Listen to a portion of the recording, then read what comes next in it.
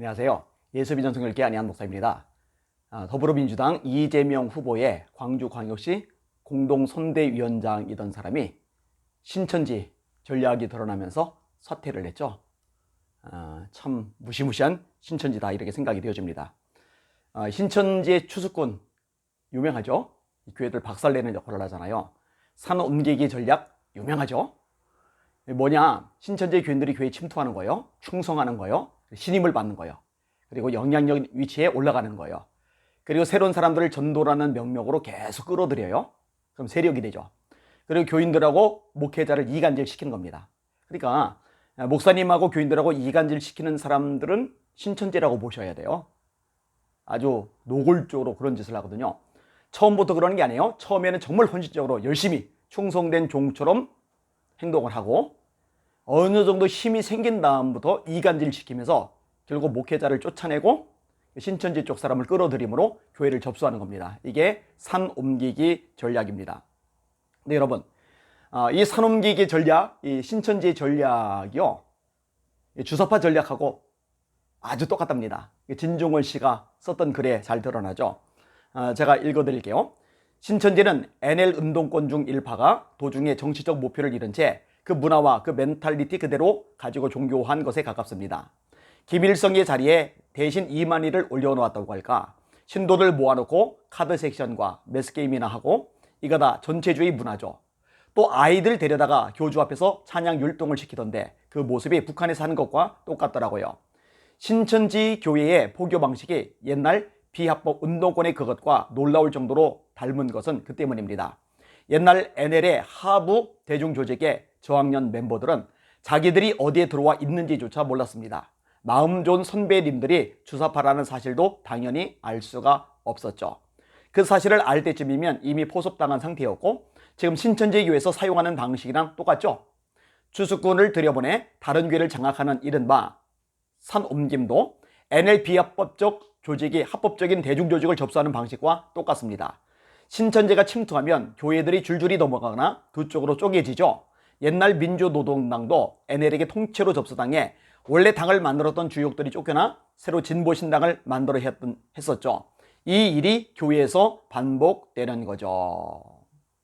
이게 이제 신천지의 아주 못된 모습이죠.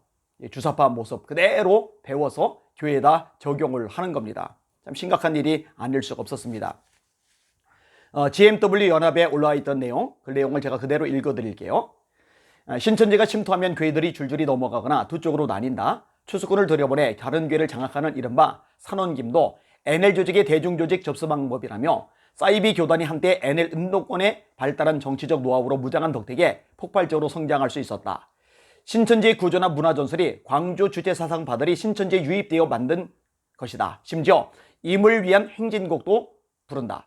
주사파는 대중선동을 중시하는 조직이라 문화예술을 중시했다. 연기 능력도 필수이다. 주사파의 전설과 신념을 접목시켜 세력을 벌린 신천지가 기독교를 공격 타겟으로 설정한 것은 이상한 일이 아니다.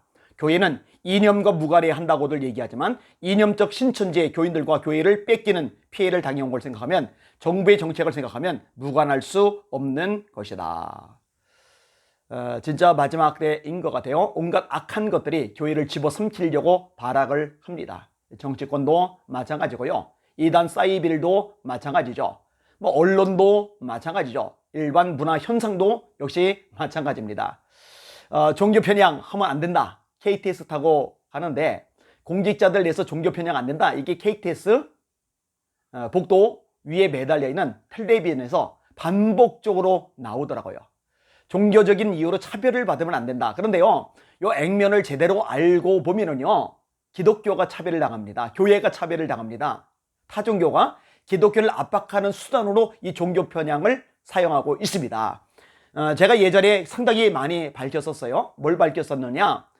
불교 쪽에서 맨날 종교 편향해서 정부를 압박해요. 그럼 정부가 이 불교 쪽 입을 막기 위해서 자꾸 뭔가 혜택을 줘요.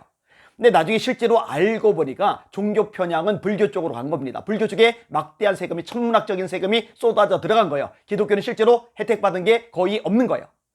이거를요, 여러 경로를 통해서 계속 밝혔어요. 여러 조직을 통해서 계속 드러냈어요. 그러고 나니까 종교 편향으로 공격하는 일이 사라졌더라고요. 해봐야 본인들이 타격을 받으니까요. 아무튼 이 신천지 교회의 암적인 존재인데 여기에 이제 넘어간 사람들 참 비참하다고 생각이 되어집니다. 그리고 이재명 후보 쪽으로 들어갔다가 들통이 나서 이제 잦은 사태를 했죠. 어쩌면 들통이 나지 않은 상태로 활동하는 세력들이 있을지도 모릅니다. 그리고 더불어민주당 뿌리겠습니까? 국민의힘당에도 접근하고 들어갈 가능성 얼마든지 있죠. 이것을 다 뿌리 뽑을 필요가 있다고 생각이 되어집니다.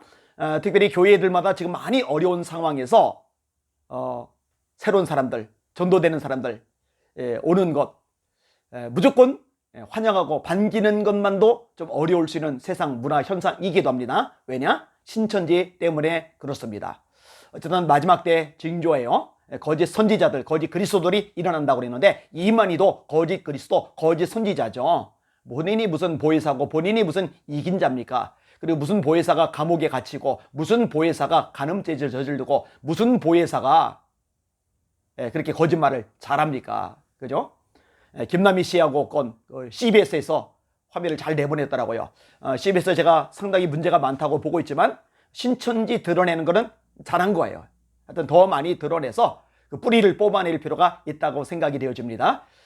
목사님들도 성도님들도 속아 넘어가지 마세요. 이간질 나는 사람들 특별히 조심하시길 바랍니다. 목사님과 교인들 사이에 균열을 가져오려는 세력들 철저하게 경계하시고 또 그런 흐름들을 보고들랑 그냥 구경하지 마시고 잘 이렇게 알리시고 또 드러내는 역할도 해주시길 바랍니다. 날마다 주님 바라보고 주님의 이름으로 전진하고 승리합시다. 할렐루야.